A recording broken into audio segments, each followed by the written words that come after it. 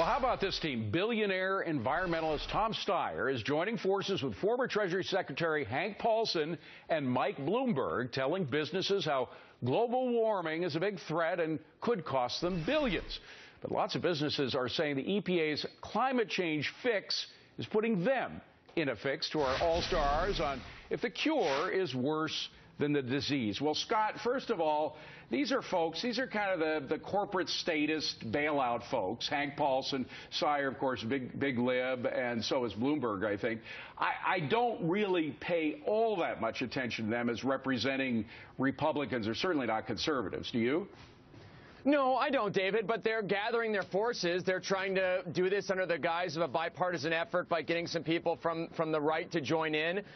David, but it's this overreaching, I guess, aggression here that you kind of pointed out, which is they're again telling businesses, hey, we know what's best for you and we know what's going to impact you, so do this. And, David, if you look back at history, I mean, even in the 70s, you know, we were run out of water by 2000, at least be twice as much use of water that we were in 2000. Run out of natural gas, run out of oil. I mean, we're talking human sacrifice, dogs and cats living together, mass hysteria. The thing is businesses find ways, David, to make use with what resources they have to operate in the climates that they have because they're allowed to freely operate, and that's very important not to take that away from them. And businesses know how to add up the costs, and already we have seen costs from various things. We have insurance companies, Lauren Simonetti, and Warren Buffett happens to head up a lot of those insurance companies. He's a dyed-in-the-wool liberal, by the way, just purely Democrat. And this is what he has to say about global warming. He says the public has the impression that because there's been so much talk about climate, that events of the last 10 years from an insurance standpoint and climate have been unusual.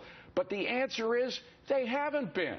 So even Warren Buffett is denying. He's a global warming denier, if you will. Yeah, a Democrat and someone who knows a thing or two about the insurance business coming out against it. So it's a lot of scare tactics going on here, and I'm going to point to two things. Number one, on the home page where they released this report, they have this pathetic picture of a roller coaster like sinking in the ocean. And I wanted to learn more about this. I was pulling some of the quotes and the information on the site. There's the picture. Look at that. Talk about scare tactics.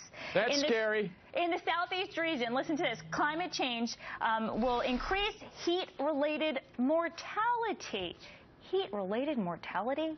Hadley, what does that mean? we have been hearing about these weather occurrences. The president continues to talk about more devastating hurricanes when, in fact, we haven't had a Class 3 category hurricane or above in 3,200 days along the Eastern Shore. But the president just recently said the Eastern Shore has got to watch out in the U.S. because we're going to have more devastating hurricanes. Hasn't happened.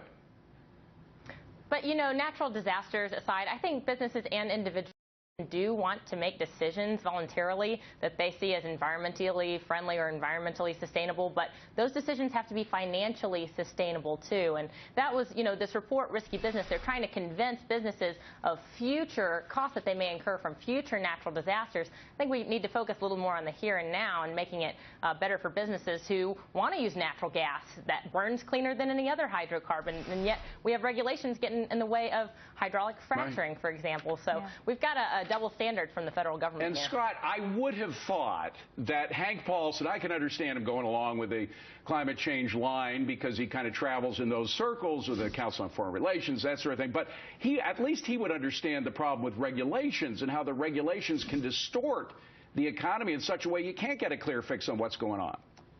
Yeah, he's pretty much a regulation expert, David. Having gone through the financial crisis, certainly he knows what works and what doesn't, so maybe a little shame on him there, David. But look at this. Climate change, I'm all for the science behind it, or at least a discovery of what's going on here, but there's a lot of assumptions baked in here, and you're taking the role out of the business's hands, giving it to the government's hands and telling them what they should be doing. That's not a good recipe for success. Lauren, is this going to have any kind of impact at all, this group of people? They are powerful people. We're talking about a very powerful people from all different worlds linking up. Will it have an effect? Absolutely. But as they're trying to depoliticize climate change, they might be doing the exact opposite, especially when you're talking about the economics of it.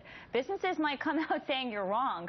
Climate change and all these ways to prevent it will lead to job losses. Like Murray Energy CEO said, government control of our energy system here. It could have really bad effects. I think I think he nailed it. Yeah. I really think he got it right. All right, mom and pop shops getting a huge pop. News Americans trust small business more than they do big businesses. But next, find out why that could be a problem.